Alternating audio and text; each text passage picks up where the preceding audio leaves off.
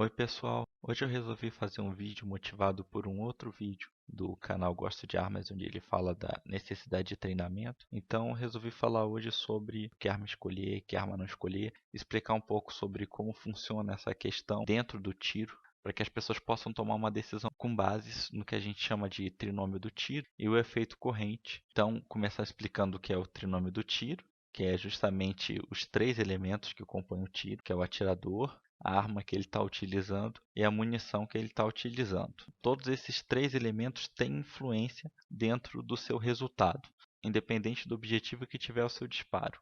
E o que é o efeito corrente? É justamente a relação entre esses três elementos. Uma vez que você tem um atirador, uma arma e uma munição, o desempenho do seu disparo vai ser sempre o desempenho do pior desses três fatores. Um atirador pouco preciso, com uma arma precisa e uma munição precisa, o seu tiro vai ser pouco preciso. Se você tiver um atirador muito preciso, com uma arma pouco precisa e uma munição muito boa, seu tiro vai ser pouco preciso também. E se você tiver um atirador excelente, com uma arma excelente e uma péssima munição, seu tiro também vai ser pouco preciso. Vamos então para o primeiro caso, que é o mais comum no Brasil. A pessoa é um atirador iniciante, consegue chegar aí a 30% do resultado desejado, tem disponível para ela a munição CBC, que também dá para ela aí o máximo de 30% do resultado desejado dela, e ela vai comprar uma excelente arma.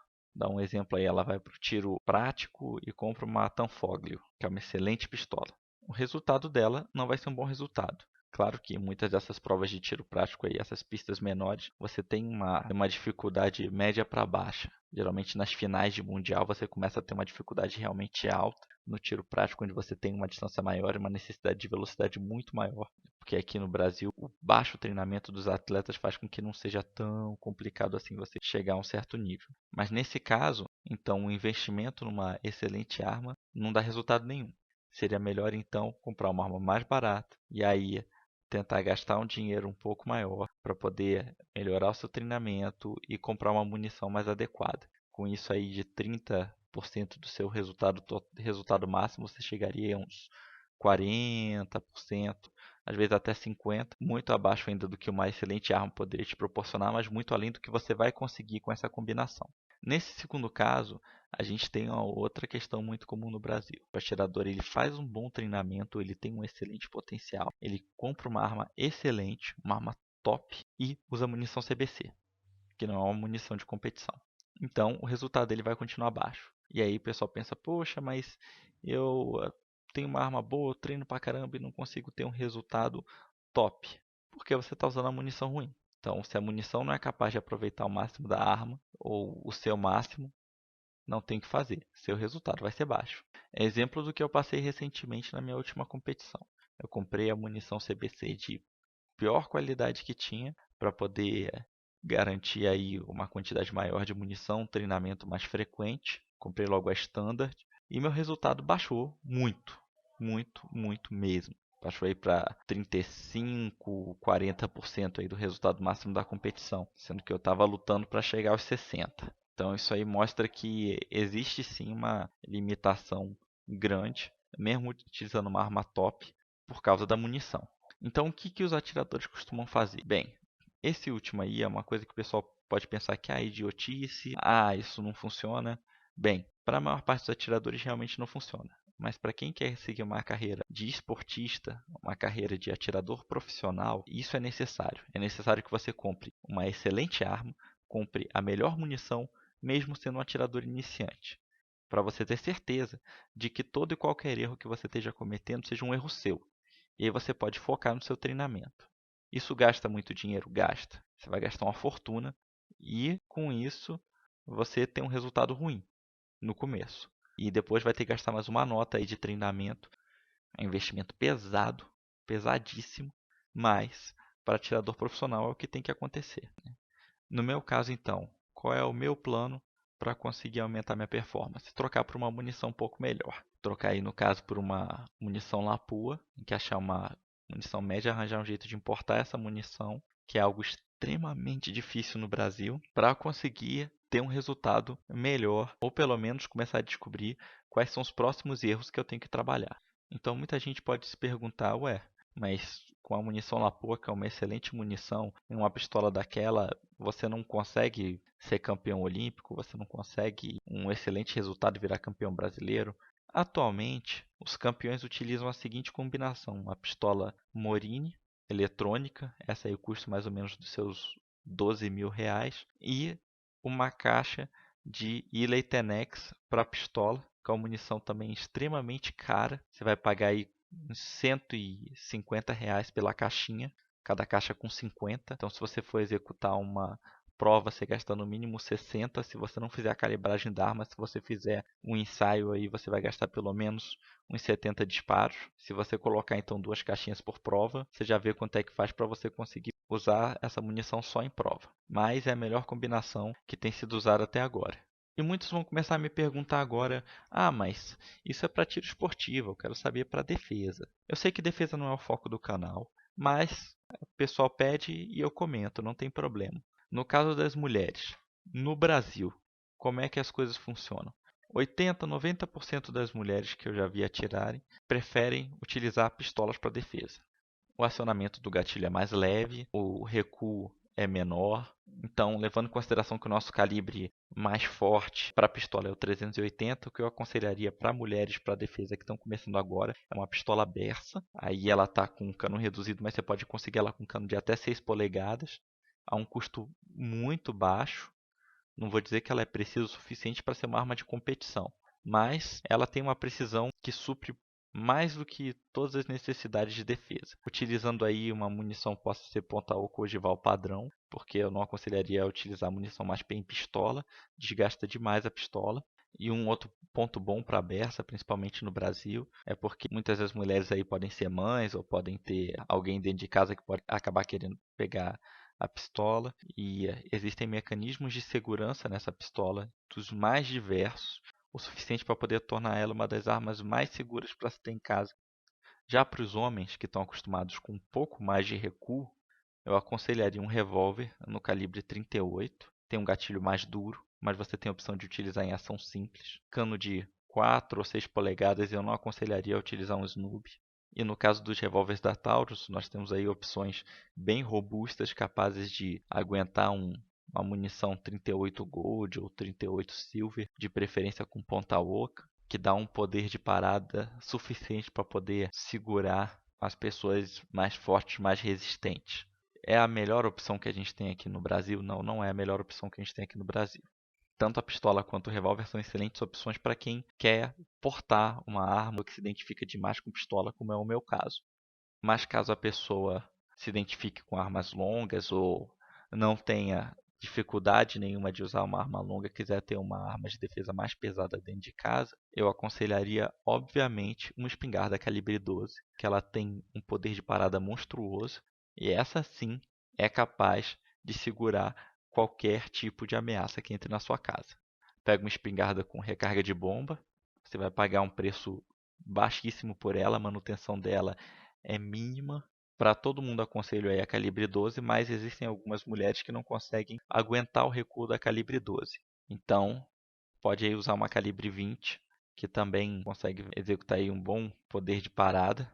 Agora, largando um pouco dessa parte de defesa pessoal, podemos então voltar a analisar o trinômio do tiro e vermos que a habilidade do atirador pode limitar a arma e pode ser limitada por ela, assim como a munição pode limitar a arma ou pode ser limitada por ela. Não adianta você ter uma munição top com uma arma com um péssimo raiamento, por exemplo, ou com uma péssima estabilidade, que a munição não vai corresponder ao máximo do que ela pode atingir. Então vamos analisar agora cada um desses elementos separadamente, começando pelo atirador. Quanto ao atirador, a gente pode dividir o fator atirador em 2 pontos: o conhecimento e a prática, que é o que eu gosto de armas, ele separou em prática e treinamento.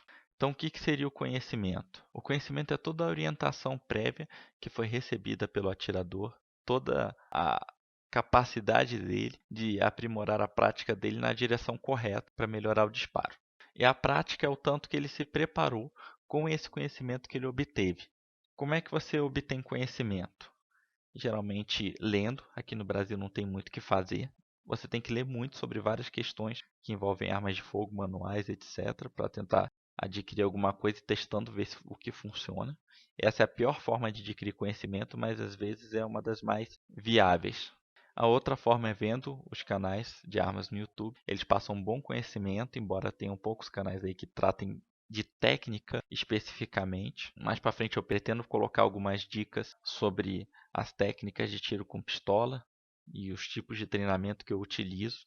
Tem dado um excelente resultado e a melhor de todas é encontrando um técnico e sendo orientado por ele, o que é muito raro, porque é muito difícil de encontrar treinador de tiro ou técnico de tiro no Brasil. Existem instrutores que vão te ensinar o beabá, mas isso não garante que você melhore sua habilidade. E já a prática você adquire treinando suas habilidades físicas e treinando sua perícia em tiro. Tem muita gente que diz para mim, mas você não precisa ser forte para atirar. Realmente você não precisa ser forte para atirar. Você não precisa ser forte, não precisa ser musculoso, não precisa ser grande, também não é importante que você seja pequeno, mas existem sim habilidades do seu corpo que precisam ser treinadas, o que é diferente da sua habilidade de tiro. E ao longo da explicação vocês vão entender melhor essa diferença. Quais são as habilidades físicas que têm que ser treinadas? São foco, o controle do centro de gravidade, que seria algo próximo de equilíbrio, a respiração, e aí entra capacidade respiratória, não a técnica de respiração. Tem gente que não consegue manter a respiração presa por muito tempo, por exemplo, ele vai conseguir trabalhar o arco de movimento dele por menos tempo. Provavelmente eu aborde isso com mais detalhe em outros vídeos. A coordenação, porque operar uma arma com velocidade exige coordenação, confiança, porque se você em algum momento tiver dúvida do que você está fazendo, você vai ter problemas na hora de operar uma arma, você não vai conseguir atingir o índice que você quer. Resistência, porque muitas vezes ficar parado em uma mesma posição ou correr de um lado para o outro durante muito tempo exige resistência física, você tem que estar preparado para isso. Reação, que aí entra a questão do tempo de reação, capacidade de reflexo, de você conseguir reagir a um estímulo, isso também é treinado. E velocidade, que você entra a questão geralmente de velocidade de corrida. Nem todas essas habilidades são utilizadas em todas as formas de tiro. Então a gente vai ver aqui agora quais são as formas de tiro e quais são as habilidades que são utilizadas ou não. Por exemplo, no tiro de rifle de precisão, normalmente não se utiliza as habilidades de velocidade e de reação. Você tem todo o tempo do mundo para conseguir executar um tiro num alvo que vai estar lá paradinho exatamente no ponto onde você sabe, só que numa distância grande e um alvo extremamente pequeno. Já na pistola de tiro rápido, você tem um fator de reação muito forte, porque é dado um sinal para você começar o tiro, então você tem que disparar 5 tiros em 4 segundos, e se você não tiver a reação mais rápida possível, você está perdendo tempo. Dentro do tiro da pistola de precisão é a mesma coisa do rifle, talvez trabalhe até um pouco mais de resistência, porque é uma posição em pé, é uma posição que você tem que ficar com o braço esticado e aguentar a pistola em uma mão só. É um alvo maior, mas é uma distância gigante e você tem todo o tempo do mundo para tentar conseguir o melhor resultado ali nessa distância enorme para uma arma de mão. Tem o tiro ao prato, que é com espingarda, que é bem parecido com o tiro rápido em questão da habilidade que você tem que desenvolver. Claro que você vai desenvolvê-las de formas completamente diferentes, mas a questão da reação do tiro, ou seja, você tem um estímulo, você tem que reagir, está bem presente. No caso, você tem que ter um pouco de velocidade, mas não chega a ser aquela velocidade de corrida. Então, eu não coloquei aí como um fator necessário. Já no tiro prático, por exemplo, você trabalha bastante velocidade e vários outros fatores também. Embora já tenha me questionado se o tiro prático é o tiro que trabalha todas as habilidades físicas. Não, não é. O tiro prático não trabalha todas as habilidades físicas. Por exemplo, capacidade respiratória não é trabalhada no tiro prático. Pelo menos não no sentido de você minimizar o arco de movimento. Por ter que executar os tiros de maneira extremamente rápida e com intervalos de corrida entre um e outro, você não tem tempo de trabalhar sua respiração e ficar com ela muito tempo travada para poder conseguir reduzir o arco de movimento. Então, o controle de respiração costuma ser utilizado muito mais em tiros de precisão. No caso do tiro rápido, ele é utilizado porque a série inteira é feita em um mesmo arco de movimento. Você não tem tempo para poder ficar trabalhando o arco de movimento tiro a tiro. Se eu não me engano, os tempos de tiro são 8, 6 e 4 segundos. Então, manter 8 segundos a respiração presa sem que isso atrapalhe a oxigenação do seu sangue exige um treinamento razoável de respiração. Já dentro da parte de silhuetas metálicas, por exemplo, nós temos aí um tiro mais rápido, que não exige uma resistência tão grande. As provas olímpicas, por exemplo, exigem 60 tiros a até 150 tiros por sessão. Já nas silhuetas metálicas você vai ter aí de 20, eu acho que a regra mudou até recentemente para dar 40 tiros. Então são poucos tiros, você vai ter que trabalhar pouco essa sua posição, embora a distância realmente seja absurda, principalmente no calibre maior, seja 200 metros. Então dar um tiro de pistola em pé e acertar o alvo a 200 metros realmente é a grande habilidade, mas não chega a ser uma prova desgastante. Também não treina a reação e também não treina a velocidade. Assim como na prova de tiro apoiado, a bench rest, onde você trabalha de uma forma bem parecida com as silhuetas metálicas, só que você não precisa trabalhar o seu centro de gravidade, já que em todos os tiros a arma vai estar apoiada. Então você não precisa ficar trabalhando aquele seu equilíbrio da postura. Já, por exemplo, na prova de biatlon e pentathlon, você trabalha aí grande parte das habilidades, só não trabalha a parte de reação, porque o alvo também vai estar lá parado para você executar um tiro de precisão. Só que eu acredito que seja a prova que você mais trabalha a respiração, porque você tem que utilizar a sua habilidade respiratória para poder controlar as batidas do coração, como em qualquer outra, mas reduzir ela num tempo extremamente curto para executar um tiro de extrema precisão após você ter feito uma corrida. Isso realmente é extremamente desgastante, exige um trabalho de respiração muito forte para você não ter um treco durante a prova, para você conseguir ter um desempenho bom. E no caso da defesa pessoal, não tem escapatória, você tem que treinar todas essas habilidades. Você nunca sabe em que situação você vai precisar utilizar a sua arma. Então você tem que estar preparado para todas. Você não sabe se, por exemplo, você vai precisar dar um tiro de precisão. Pode ser que precise. Em determinado ponto a pessoa pegou alguém da sua família de refém e não te viu, e você tem a chance ali de dar um tiro de precisão e acabar com um conflito. Você está a uma distância maior, por exemplo. Você não sabe se essa situação vai acontecer ou não vai. Você não sabe se, por exemplo, se você tiver uma espingarda em casa, se você vai estar próximo, se de repente você vai estar a uma distância grande e a pessoa vai estar correndo. Então você não sabe que habilidade você vai precisar usar. Então é bom que você esteja preparado com todas as habilidades, caso você queira usar arma para se defender. Mas repetindo, isso não quer dizer que a pessoa tenha que ser um atleta, tenha que ser bombada, tenha que ser um corredor de maratona para poder utilizar uma arma de fogo. Ela simplesmente pode trabalhar questões físicas para poder aumentar a perícia dela com a arma de fogo. Mas quando sua vida está em jogo, às vezes é bom você ter o máximo de ferramentas e de habilidades possíveis para poder garantir a sua sobrevivência. Então, eu realmente aconselho que as pessoas treinem, que as pessoas se capacitem para conseguir resolver o máximo de situações possíveis. E quanto à perícia em tiro, são as técnicas de tiro. Então você tem as diferentes posturas, que você tem que treinar a postura, você tem que treinar a sua empunhadura, que é a pressão que você coloca no punho da arma, que é a forma como você empunha, que é a posição que seu dedo fica em relação ao gatilho. Tem que treinar a questão do alinhamento da alça, massa e alvo. E mais para frente você começa a trabalhar junto com a postura a necessidade de não alinhar o alvo, então você começa a alinhar sua alça e massa e o alvo passa a ser algo meio que automático. E mais para frente ainda você começa a fazer tudo automático.